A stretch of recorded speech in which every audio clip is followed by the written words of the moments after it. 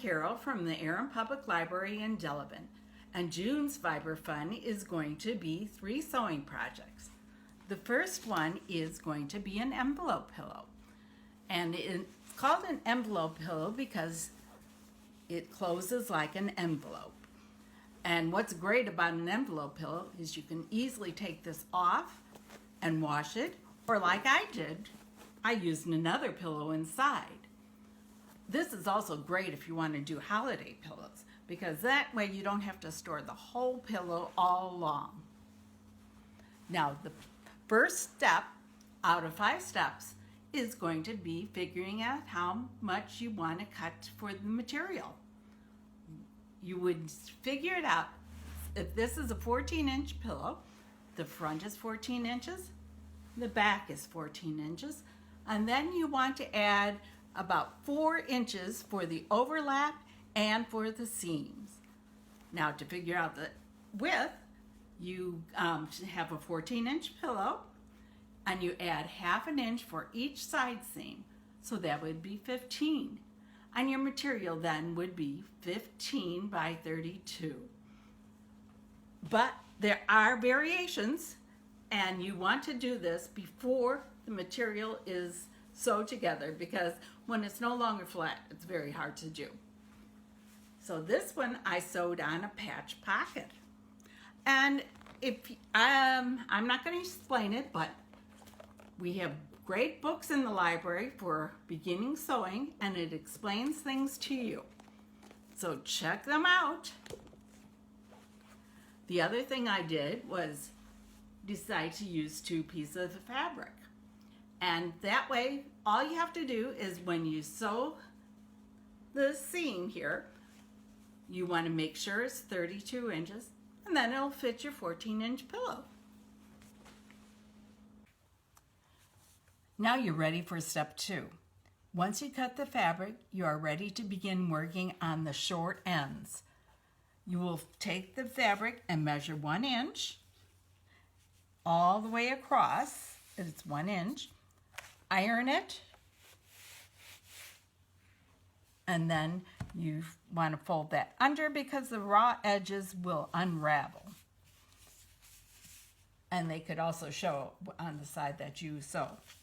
So you would pin that down so that you can take the pins out as you're sewing along. Now the other end I already did sew, and this doesn't have the raw edges here, so I just sewed right close to the edge so this would not fold over. And see how nice it looks from this side? Now you're ready to take it over to the sewing machine. Now you can start sewing, and I'm using the very edge of the fabric I folded over as a guide. And the presser foot has a little ridge so you can see the end. Keep your fingers away from the needle because it hurts to sew your finger. And then when you get to close to a pin, take it out. Don't sew over it. And if you go slow, you will be able to manage pulling the pin out while you sew. And remember, all seams you backstitch. Okay, now we can start the next step. In step 3, you need a flat surface. You lay your material so the right side is up. And then you will fold your fabric so it is 14 inches, because this will be for a 14-inch pillow.